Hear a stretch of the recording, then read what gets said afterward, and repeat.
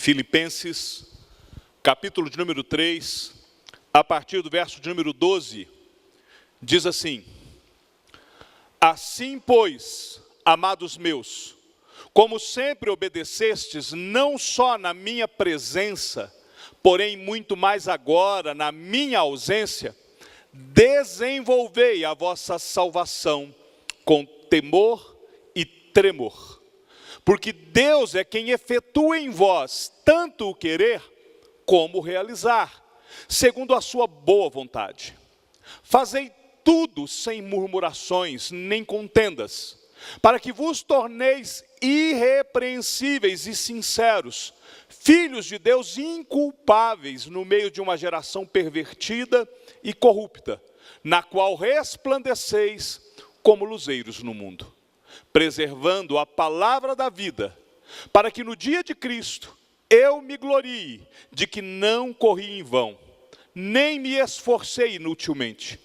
Entretanto, mesmo que seja eu oferecido por libação sobre o sacrifício e serviço da vossa fé, alegro-me e com todos vós me congratulo. Assim, vós também, pela mesma razão, alegrai-vos e congratulai-vos comigo. Eu queria, antes de iniciar a exposição desta mensagem, antes de propriamente pregar, eu queria deixar claro aqui uma coisa. Sob hipótese alguma, o ser humano alcança a salvação por ele mesmo. Este papel de salvar pertence única e exclusivamente a Deus e em sua soberania. Não serão os nossos esforços, não será aquilo que nós fizermos que vai trazer salvação para nós. O Senhor decidiu nos salvar. Ou, como diz o apóstolo Paulo na carta aos Efésios, no capítulo 2, versos 8 e 9, porque pela graça, favor imerecido de Deus, porque pela graça sois salvos mediante a fé, e isso não vem de vós, não de obras, para que ninguém se glorie. É graça, é favor de Deus, é mediante a fé, e a fé é dom de Deus, não é por obras, para que eu não venha a me gloriar. É o mesmo apóstolo Paulo que vai de novo ensinar em Romanos, no capítulo 11, no verso 6. Se é pela graça, então já não é por obras. Graça é favor imerecido. Graça é algo que Deus decidiu fazer. Graça é simplesmente graça. Mas, entendendo isso, que a salvação é um ato soberano de Deus, tendo isso muito certo na nossa mente, nós também precisamos entender a necessidade de que agora, como salvos, nós precisamos buscar uma vida de santificação. E é aqui que entra o desenvolvimento da salvação que Paulo fala. Todo crente verdadeiro, todo servo de Deus, ele se empenha no seu desenvolvimento espiritual. Eu não posso estar hoje na mesma estatura espiritual do que eu estava o ano passado. Ou na mesma estatura espiritual do que quando eu me converti. Do que quando eu fui alcançado por esta graça. Eu preciso crescer nesta graça, crescer no conhecimento. Eu preciso desenvolver a minha salvação. E isso tem que ser feito com alegria. Tem que ser algo que vai encher o meu coração de alegria, de felicidade. O desenvolvimento da salvação é aumentar o meu relacionamento com Deus. Se você olhar para a carta que Paulo escreve aos Filipenses, você vai perceber que no texto anterior, né, quando Paulo vem tratando do verso 5 até o verso de número 11, a perícope de texto anterior, Paulo vai falar a respeito do exemplo de Jesus Cristo. Ele vai trazer a vida de Cristo como um exemplo. E ele exorta os irmãos de Filipos para uma vida de união, de humildade e de serviço, tendo como modelo Jesus Cristo. Paulo fala para esta igreja: olhem para o exemplo de Jesus. Tende em vós o mesmo sentimento que houve em Jesus Cristo. E é partindo desse pressuposto que vem no texto anterior, do verso 5 ao verso número 11, é que Paulo vai então dizer agora que os crentes de Filipos precisavam desenvolver a salvação. Por isso que ele começa o texto: assim, pois, amados meus, assim, pois, o quê? Assim, olhando para o exemplo de Jesus. Paulo está trazendo essa referência ao texto anterior, para que agora, assim como estes servos, estes crentes da igreja de Filipos, sempre obedeciam aos ensinamentos, às ordenanças de Paulo, não só na presença de Paulo, porém muito mais na ausência de Paulo, Paulo então vem agora dar uma ordem. Paulo não está trazendo uma sugestão. Ele está dando uma ordem. Ele falou: olha, da mesma maneira que vocês sempre me obedeceram, agora desenvolvei. O verbo está no imperativo. Paulo traz essa conexão com o parágrafo anterior. É como se ele estivesse dizendo: olha, preste bem atenção. Olhe para aquilo que eu falei para vocês agora mesmo a respeito de Cristo e procure desenvolver a sua salvação seguindo o exemplo do Senhor Jesus. A ideia central do apóstolo Paulo é que o desenvolvimento da salvação, ela tinha que ter este caráter aonde eu irei fazer a minha parte. O que Paulo quer dizer aqui com salvação? Salvação, no sentido restrito, é a redenção de Deus. E essa redenção, ela aconteceu no dia da nossa conversão. No dia que nós nos convertemos, o Senhor declarou salvação sobre nós.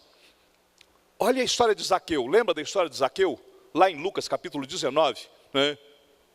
Jesus declara: hoje houve salvação nesta casa. E Cristo mesmo declara que o Filho do Homem veio buscar e salvar o perdido. Paulo agora, escrevendo aos filipenses, ele deixa bem claro: salvação é pela graça, é mediante a fé, é por meio de Jesus.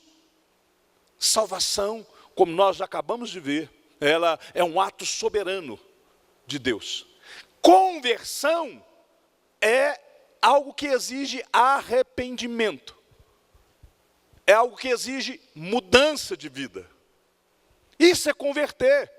Eu caminhava em direção ao inferno, eu me converti, eu mudei o meu rumo. Passei a caminhar em direção à eternidade. Arrependimento. A palavra arrependimento, no texto grego, ela é metanoia. Meta quer dizer transformação. Noia quer dizer pensamento, mente. Arrependimento, mudança de pensamento, transformação do seu pensar. É isso que é converter. Eu me arrependo, eu mudo. Eu já não sou aquilo que era, eu agora sou nova criatura. Eu já não caminho mais contrário a Deus, eu agora caminho segundo a vontade de Deus. Conversão é mudança de vida. Hoje de manhã, na escola dominical, nós iniciamos uma série de estudos a respeito da nossa nova natureza, de como que eu posso tratar, de como que eu posso fazer, o que eu devo fazer com a minha nova natureza. Por quê? Porque eu mudei de vida. Porque nós agora mudamos de vida. Fomos escolhidos por Deus na eternidade, como diz a Bíblia, antes da fundação do mundo. Porém, no dia que a graça de Deus me alcançou, no dia que a graça do Senhor te alcançou, o Espírito Santo te conduziu ao arrependimento.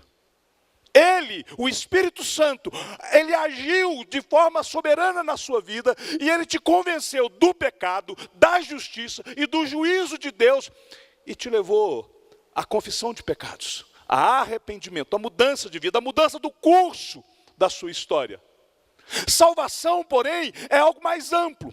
Ela começa na conversão, mas continua na santificação.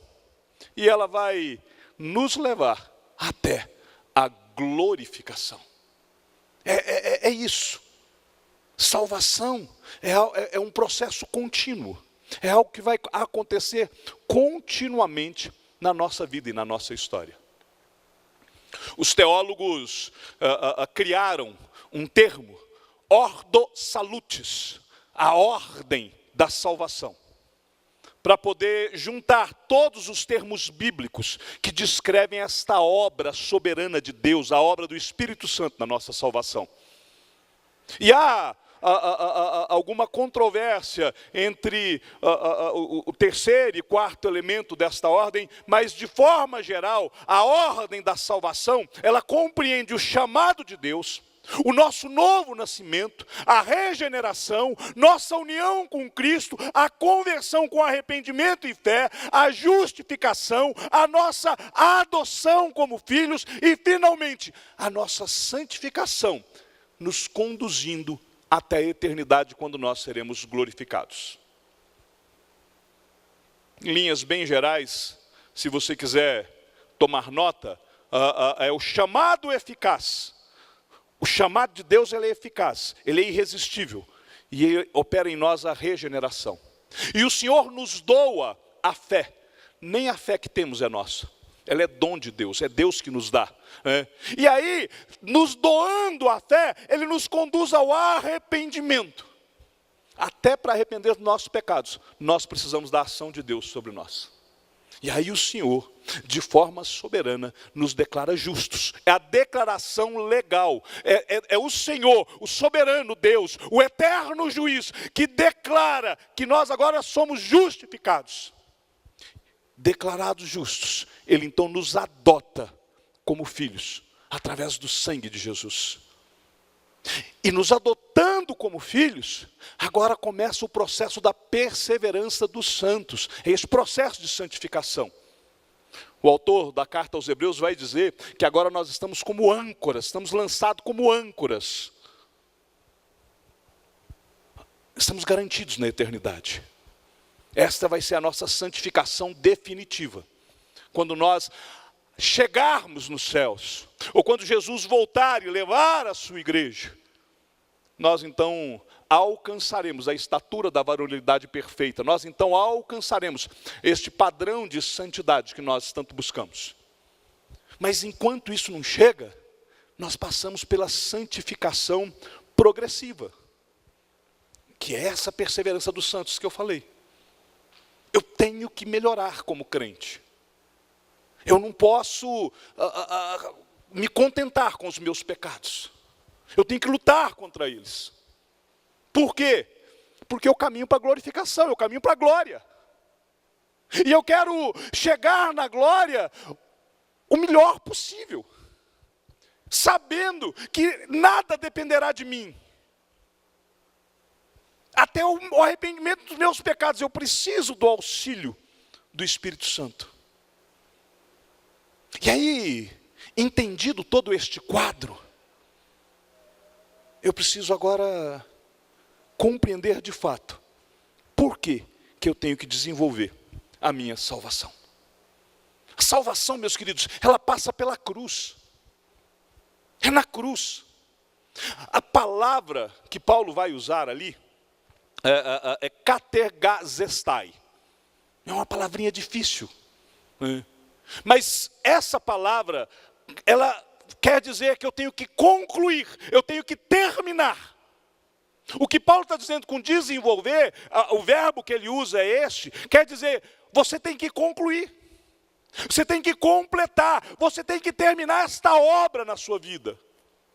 Por que Paulo está falando isso? Verso de número 12. Assim, pois, amados meus, como sempre obedeceste, não só na minha presença, porém muito mais na minha ausência, desenvolvei, katergazestai, conclua, complete, termine a vossa salvação com temor e tremor. Isso é para nos impulsionar, é para nos incentivar a continuar na perseverança da fé, até a obra de Deus ser concluída. Paulo, quando está escrevendo ainda aos Filipenses, se você voltar à sua Bíblia, no capítulo 1, no versículo de número 6, ele vai dizer, olha, eu estou plenamente certo de que aquele que começou a boa obra em vós, há de completá-la até o dia de Cristo Jesus. Para que não reste dúvida, você vai desenvolver a sua salvação, mas quem estará trabalhando em você é o Senhor. Aquele que começou essa boa obra, Ele vai completá-la eficazmente. O propósito de Deus será concluído. Por isso, quando Paulo diz, desenvolvei a vossa salvação, o pedido de Paulo, ou melhor, a ordem de Paulo, é para que nós possamos nos esforçar em buscar essa vida de santificação. É algo que tem que partir de mim. É Deus quem efetua em mim tanto querer quanto efetuar, quanto realizar. É Deus que vai trabalhar em mim. Mas eu tenho que agora dar estes passos. Finalmente, irmãos, não vos rogamos, exortamos que o Senhor Jesus, que como de nós recebestes quanto a maneira por que deveis viver e agradar a Deus, e efetivamente estáis fazendo, continueis progredindo cada vez mais. Primeira carta de Paulo aos Tessalonicenses, no capítulo 4, no verso 3, pois esta é a vontade de Deus, a vossa santificação. Por que eu tenho que desenvolver a minha salvação? Um ato de obediência, pura e simples, né? Obediência a Deus. Eu sou obediente. Ele mandou, eu obedeço. Paulo declara, desenvolver a salvação é ato de obediência a Deus. É o que Deus requer de nós. Deus quer que nós cresçamos em tudo, e a obediência, ela não pode ser motivada simplesmente pela presença, ou pela ausência. Paulo está dizendo, olha, vocês sempre me obedecem, tanto comigo presente, muito mais agora comigo ausente, então continue obedecendo. Sigam o exemplo de Jesus. Jesus foi obediente até a morte, e foi morte de cruz. Fé, meus queridos, não é admiração por Deus. Há muita gente que está confundindo o negócio. Ele admira Deus, ele admira as Escrituras, ele admira Cristo, e ele acha que isso é fé. Mas ele não é obediente. Lembra que no dia do juízo, Jesus declara que nem todo aquele que me diz Senhor, Senhor, entrará no reino dos céus? Desenvolvei a vossa salvação por obediência. Além de obediência, você também precisa entender que é o Senhor que te dá esse desejo. Não é porque você é bonzinho, não, nós somos maus, nós somos pecadores, o nosso coração é inclinado para aquilo que é mal. Mas o desejo de progredir, o desejo de melhorar, o desejo de desenvolver a salvação, ele nos foi dado pelo Senhor. E é Deus quem opera no homem. Esse desejo, até o desejo de ser salvo, é Deus que coloca em nós. É Deus que coloca o desejo de nós crescermos. Não existe desenvolvimento espiritual sem essa capacitação que vem de Deus. Como que está a sua comunhão com Deus? É Deus quem opera no homem o desejo de ser salvo. É o Espírito Santo quem desperta no homem esse desejo por Deus. É Cristo quem garante a salvação na cruz. Eu preciso desenvolver a salvação porque este é o desejo de Deus. É o Espírito Santo que está trabalhando em mim, está trabalhando em você. Nós desejamos, mas é Deus quem implanta esse desejo em nós. A vontade aparentemente é nossa, mas é o Senhor que veio trabalhar em nós. Portanto, nós agimos, mas é Deus quem age em nós. Se nós temos intimidade, se nós temos relacionamento com Deus, é o Senhor que nos dá todos os recursos para o desenvolvimento da nossa salvação. Por que desenvolver a salvação? Primeiro, por obediência. Segundo, porque é o desejo do Senhor. E terceiro, porque Deus quer o nosso desenvolvimento. O Senhor nos dá o desejo e Ele quer. A expressão, segundo a sua boa vontade, do versículo de número 13, porque Deus é quem efetua em vós tanto querer como realizar, segundo a sua boa vontade, é a concretização do propósito de Deus. Qual que é o propósito de Deus para mim e para você? A perfeição. O que Deus requer de nós é algo muito simples. Deus só quer que você seja perfeito. Só isso. Você está próximo disso? Então, eu preciso perseguir, eu preciso correr atrás disso. É o desejo de Deus, o meu desenvolvimento.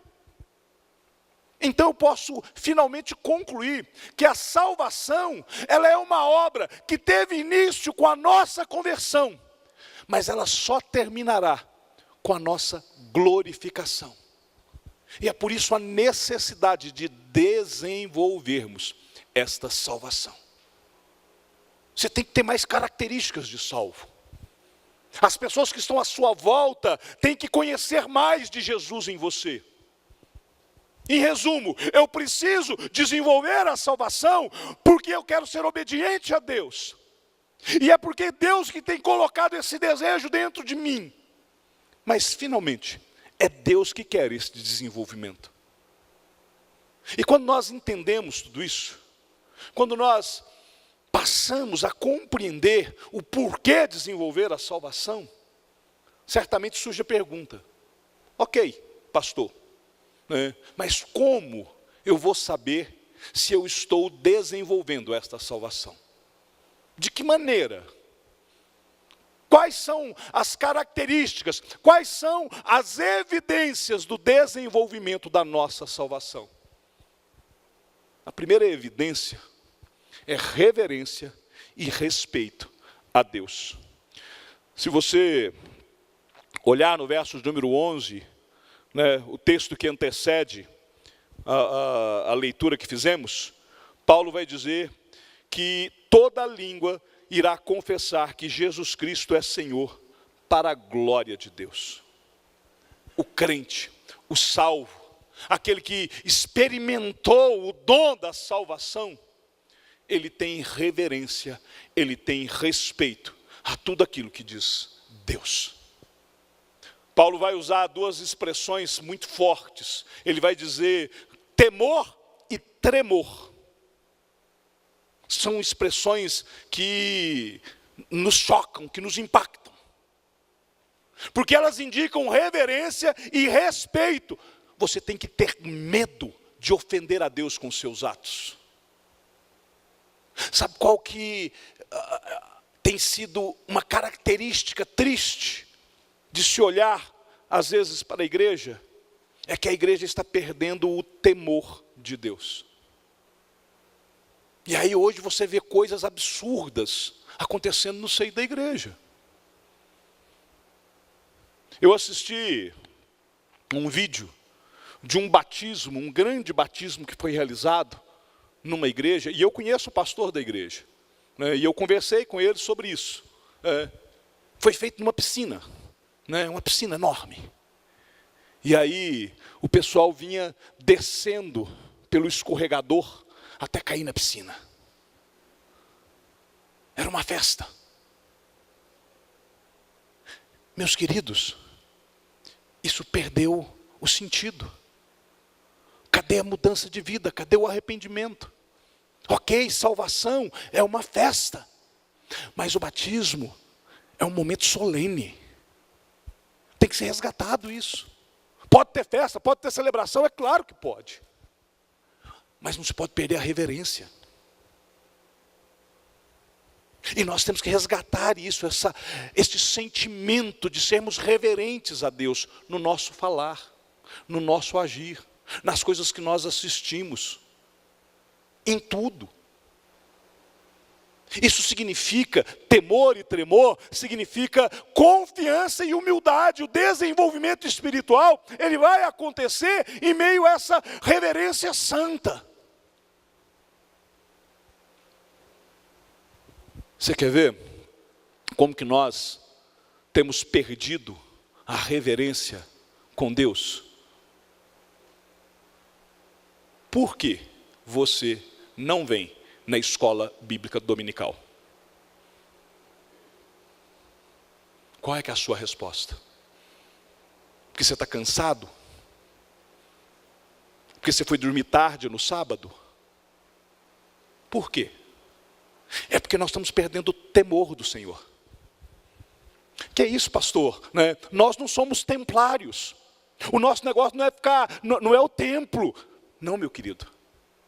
Mas o dia do Senhor, de acordo com os nossos símbolos de fé, é dia de atos de bondade, de misericórdia e de crescimento, de aprendizado da palavra de Deus.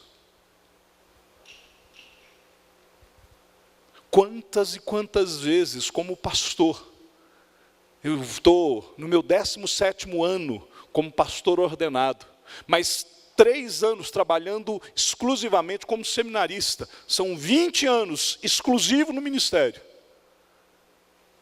Quantas e quantas vezes eu vi os crentes deixarem de vir ao culto por causa de jogo de futebol, final de campeonato, Copa, tudo é desculpa, tudo é desculpa. A evidência do desenvolvimento da nossa salvação é reverência e respeito a tudo aquilo que vem de Deus. E mais, verso de número 14, fazei tudo. Você sabe o que é tudo? Fazei tudo sem murmuração. Não é reclamando. Ah, é porque hoje é domingo, nossa, acordei com sono, nossa, porque tem que ir para a igreja, nossa, porque... Para de murmurar. Por causa da murmuração, por causa dessa falta de reverência, por causa dessa falta de temor e de tremor diante de Deus, Israel ficou 40 anos no deserto. E morreu. Todo mundo que saiu do Egito, na idade da razão, morreu no meio do deserto. Deus não deixou entrar na terra prometida. Quando nós falamos da promessa de Deus, nós gostamos de dizer que o mesmo Deus de ontem é hoje, será eternamente.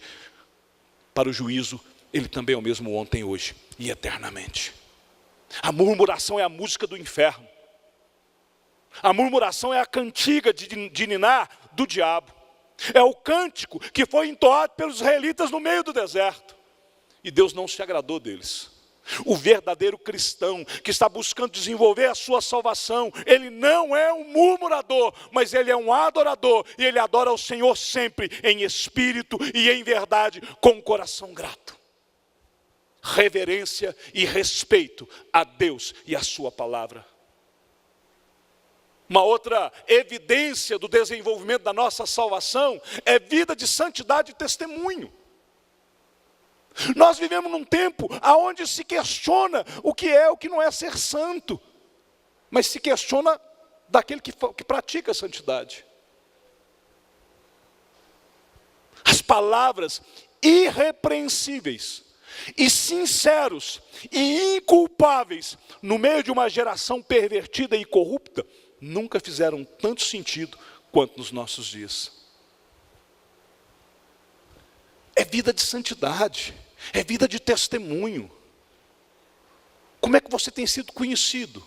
As pessoas olham para você e enxergam em você a representação de Cristo. Cristão quer dizer pequeno Cristo. É alguém que se parece tanto, mas tanto com Jesus, que carrega sobre ele o nome do Messias. Ele é cristão.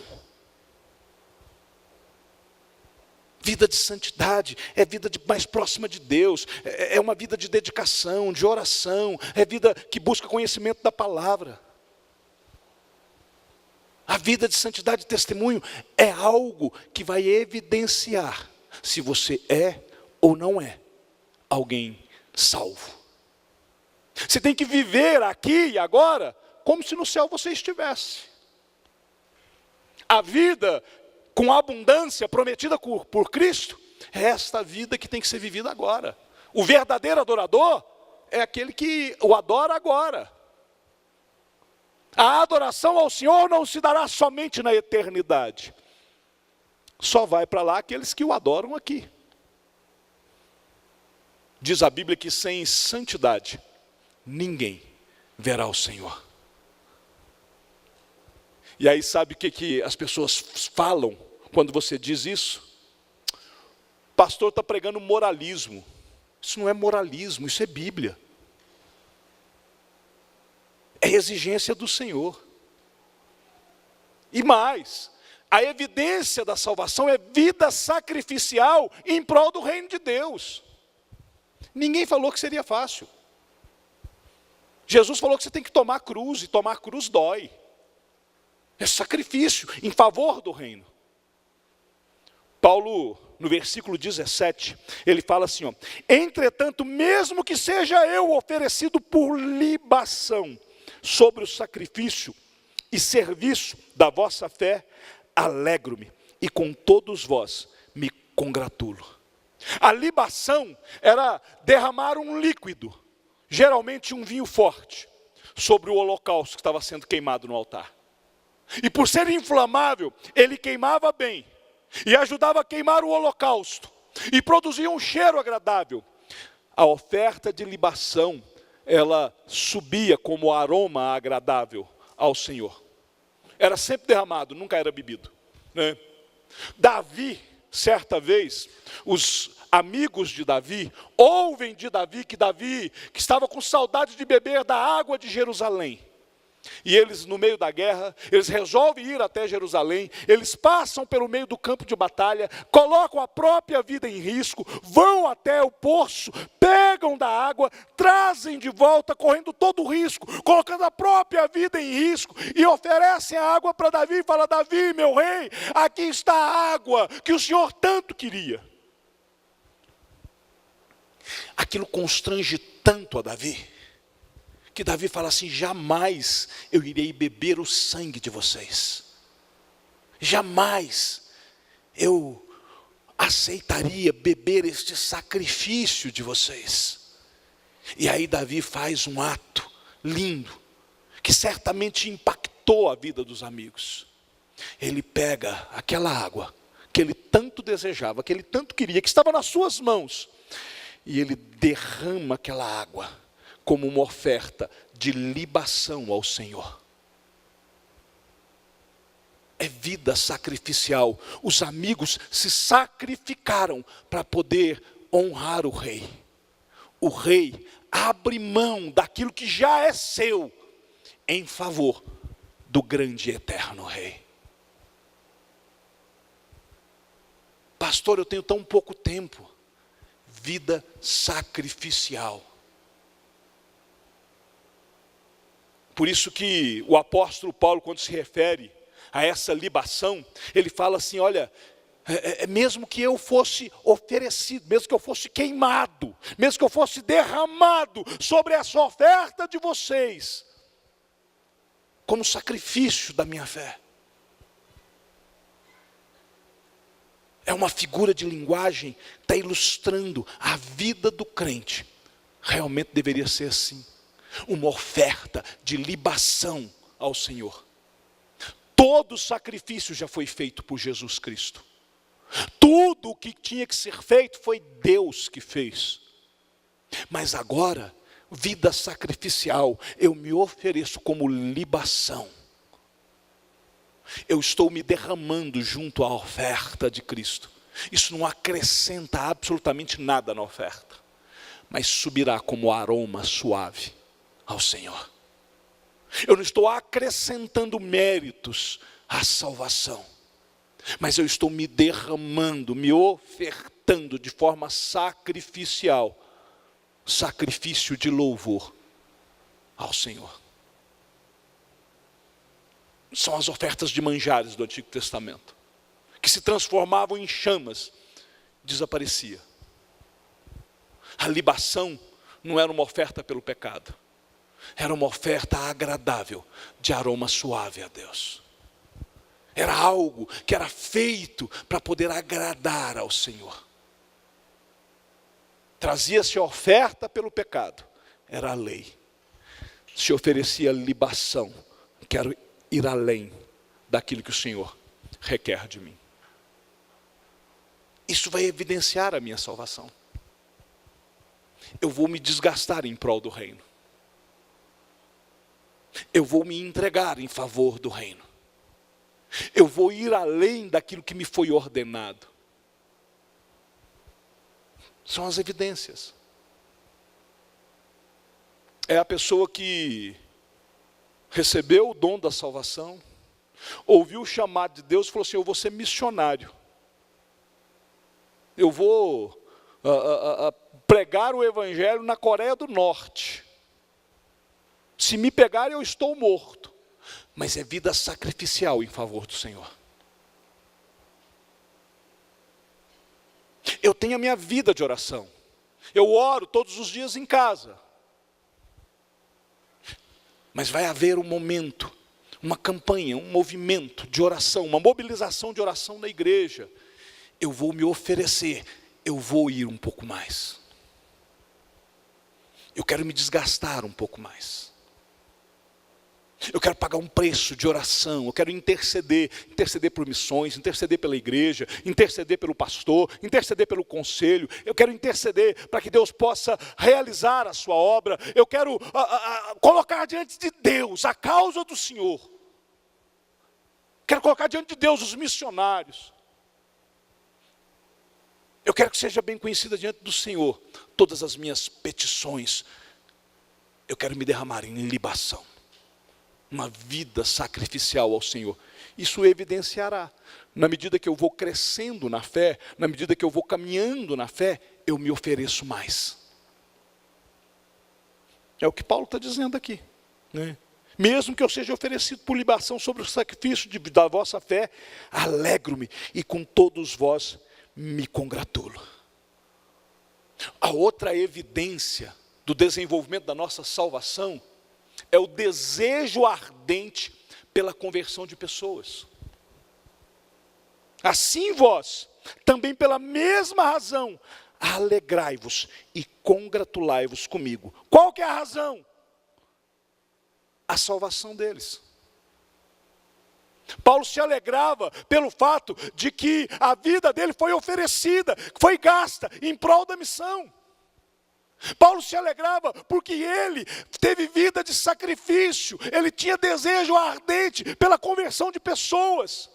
E ele agora fala para a igreja de Filipos: vocês da mesma maneira se alegrem, se congratulem comigo.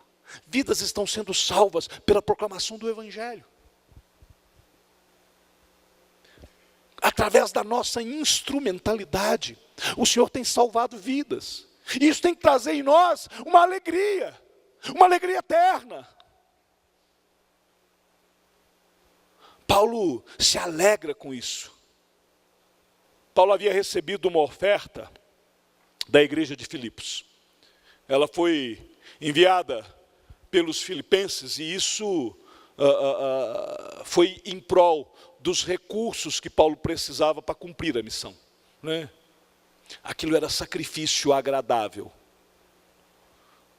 Se você adiantar, no capítulo de número 4, do verso 10 ao verso de número 20, Paulo vai falar dessa gratidão para com os filipenses, de estarem investindo na missão.